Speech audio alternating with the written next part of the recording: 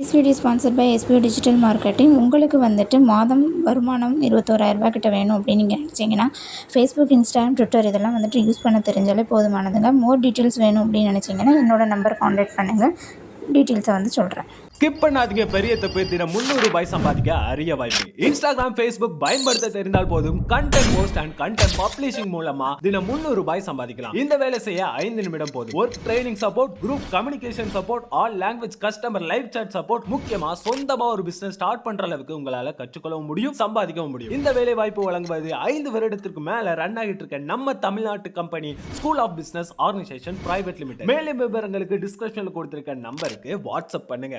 Hello everyone, welcome back to my channel. இன்றைக்கி நம்ம video பதிவில் என்ன பார்க்க போகிறோம் அப்படின்னா, ரோஜா செடியில் மொட்டு கருகுது, இலை வந்துட்டு கருகுது அப்படின்னு கமெண்ட்ஸில் வந்து நிறைய பேர் கேட்டிருந்தாங்க. ஸோ அவங்களுக்கான பதில் தான் இது. உங்களுக்கு மட்டும் இல்லாமல் நிறைய பேருக்கு இது வந்துட்டு ரொம்ப யூஸ்ஃபுல்லானதாக இருக்கும்.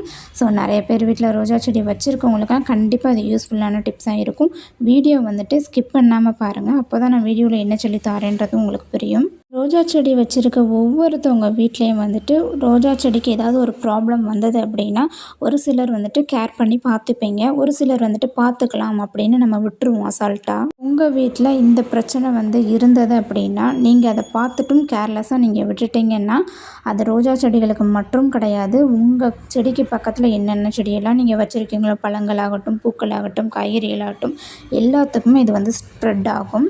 ஸோ கேர்ஃபுல்லாக பார்த்துக்கணும். கேர்லெஸ்ஸாக இருந்தோம் அப்படின்னா என்னென்ன ப்ராப்ளம் வரும்னு பார்த்துக்கோங்க. வாங்க ஃபுல் டீட்டெயிலாகவே நம்ம வீடியோக்குள்ளே பார்க்கலாம். உங்களோட ரோஜா செடி இப்படி பழுப்பு நிறத்தில் பிள்ளி பிள்ளியாக இருந்தாலோ, இல்லை அப்படின்னா ரோஜா செடி இலைகள்லாம் வந்துட்டு கருகி, பூக்கள் எல்லாம் கருகி, மொட்டுகள் வந்துட்டு விரியாமல் இருந்தாலும், விரிஞ்ச ரோஜா பூக்களில் இந்த மாதிரி பழுப்பு நிறத்தில் சேதம் அடைஞ்சிருந்தாலும், இந்த மாதிரி இருந்தால் பூச்சி தாக்குதல் நடந்திருக்கு அப்படின்னு அர்த்தங்க. என்ன பூச்சி அப்படின்னு தெரிஞ்சுக்கிறணுமா?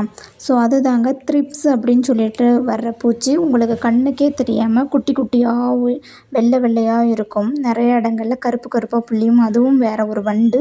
இது வந்துட்டு ஒயிட்டாக குட்டி குட்டியாக. இந்த பூச்சியை வந்து கண்டுபிடிக்கிறதுக்கு ரொம்ப ரொம்ப கஷ்டங்க. ஸோ நான் மேலே சொல்லியிருக்கேன் இந்த டிப்ஸ் எல்லாம் வந்துட்டு உங்களுக்கு இருந்தது அப்படின்னா கண்டிப்பாக த்ரிப்ஸ் ப்ராப்ளம் வந்திருக்கு அப்படின்னு அர்த்தம். த்ரிப்ஸ்லேயே 2 வகை இருக்குங்க. ஒன்று வந்துட்டு ஃப்ளவரை மட்டுமே வந்துட்டு அட்டாக் பண்ணும், இன்னொன்று பார்த்தீங்கன்னா ஃப்ளவரையும் லீஃபையுமே சேர்த்து வந்து அட்டாக் பண்ணும். சில்லி த்ரிப்ஸ் அப்படின்ற ஒரு த்ரிப்ஸ் நோய் வந்து பூக்கள்லேயும் இருக்கும். அதே மாதிரி புதிய தளிர்கள் வருது இல்லையா, அந்த தளிர்களை வந்துட்டு வளர விடாமல் அந்த தளிர்கள்லாம் சுருங்கி உங்களுக்கு அதை அப்படியே சாப்பிட்ருந்துருக்கும். இதில் பார்த்தீங்கன்னா இலைகளுமே வந்துட்டு அந்த த்ரிப்ஸ் நோயால் சேதமடைஞ்சிருக்கு. அதில் மொட்டுக்களும் வந்துட்டு சேதமடைஞ்சிருக்கும்.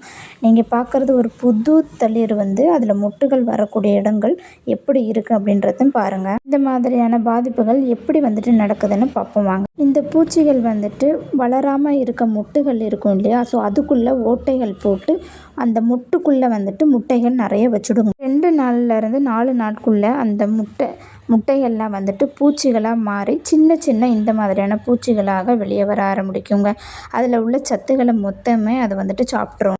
சின்ன பூச்சிகள் வந்துட்டு 2 வாரத்தில் இந்த மாதிரி பெருசாகிடுங்க. இந்த மாதிரி பெருசான உடனே மறுபடியும் வந்துட்டு நிறைய முட்டைகளை வைக்க ஆரம்பிச்சிருங்க. இலைகளில் இருந்தும் சத்துக்கள் வந்துட்டு உரிய ஆரம்பிச்சிடும். இதை பார்த்தீங்களா, கருப்பு கருப்பாக குட்டி குட்டியாக பிள்ளி அந்த பூக்கள் மேலே இருக்குது பாருங்கள். இதுதான் அந்த சின்னதாக இருக்கும்போது இருக்கிறது. இலைகள் எல்லாம் பார்த்தீங்க அப்படின்னா பழுப்பு நிறமாக சேதமடைஞ்சு அது சுருங்கி இருக்க ஆரம்பிச்சிடும். ஒரு பூ வந்துட்டு முழுமையாக வளர்ச்சி அடையிறதுக்குரிய எல்லா சத்துக்களையுமே வந்துட்டு இந்த பூச்சிகளை உறிஞ்சி எடுத்து குடிச்சிருங்க. இப்படி இவங்க அந்த மொட்டுகள் வளர விடாமல் அதோட சத்துக்களை உரியும் போது தான் அந்த பூக்கள் வந்துட்டு மலராமல் கருகி அந்த மாதிரி போகிறது. ஒயிட் கலரில் மஞ்சள் நிறத்தில் இருக்கிற பூக்கள், அப்புறம் வந்துட்டு ஒயிட் நிறத்தில் இருக்கிற பூக்களில் தாங்க இன்னும் அதிகமாகவே பாதிப்புகள் வந்துட்டு வரும். இந்த பூச்சிகள் வந்துட்டு வெயில் காலத்தில் தாங்க அதிகமாக வந்துட்டு காணப்படும். சரி, இதை எப்படி சரி பண்ணலாம் அப்படின்றத பார்க்கலாம் வாங்க. மொட்டுகள்லேயும் பூக்கள்லேயும் மட்டுமே பாதிப்புகள் இருந்தது அப்படின்னா இந்த மாதிரி ரிமூவ் பண்ணி தூக்கி போட்டுருங்க. இதை வந்து கம்போஸ்ட்லாம் போடக்கூடாது. ஒன்று நம்ம வேஸ்ட்டெல்லாம் எரிக்கிற இதோட சேர்த்து இதையும் போட்டு எரிச்சு விட்டுருங்க. இது மாதிரி இலைகளில் வந்துட்டு தாக்குதல் இருந்தது அப்படின்னா தாக்குதல் இருந்த அந்த தண்டுகளை வந்துட்டு கட் பண்ணி விட்டுருங்க. எது பாதிப்படைஞ்சிருக்கோ அதை ஃபுல்லுமே ஃப்ளவராக இருக்கட்டும், லீஃபாக இருக்கட்டும், தண்டாக இருக்கட்டும், இதெல்லாம் கட் பண்ணி விட்டுட்டு பூச்சிக்கொல்லி மருந்து தான் நம்ம யூஸ் பண்ண போகிறோம். த்ரிப்ஸ் நோய்க்கு வந்துட்டு முழுமையான ரிசல்ட் கிடைக்கணும் அப்படின்னா என்ற இந்த ஃபெர்டிலைசரை வந்துட்டு நீங்கள் பயன்படுத்தினாலே போதுமானது. அப்போ தாங்க நம்மளோட செடி வந்துட்டு ஃப்ரெஷ்ஷாக இருக்கும். நம்ம ஃப்ரெஷ்ஷாக யூஸ் பண்ணதுக்கு அப்புறமான ரிசல்ட்டு தான் இது. பூச்சிக்கொல்லியை வந்துட்டு 2 ml எடுத்துட்டு 1 லிட்டர் வாட்டரில் மிக்ஸ் பண்ணி நீங்கள் நல்லா ஸ்ப்ரே பண்ணி கொடுக்கணும். ஸோ இதை வந்துட்டு நீங்கள் ஈவினிங் 6 மணிக்கு தாங்க பண்ணணும். பூச்சி தாக்குதல் வர்றதுக்கு முன்னாடியே வாரம் 2 முறை வந்துட்டு நீங்கள் பயன்படுத்துங்க. இப்படி யூஸ் பண்ணும்போது இந்த மாதிரியான ப்ராப்ளம் வரவே வராதுங்க. இந்த பூச்சிக்கொல்லி வந்துட்டு அக்ரோம் அல்லது வந்துட்டு ஆன்லைன் ஷாப்பிங்கில் கூட வந்துட்டு உங்களுக்கு அவைலபிளாக இருக்கும்.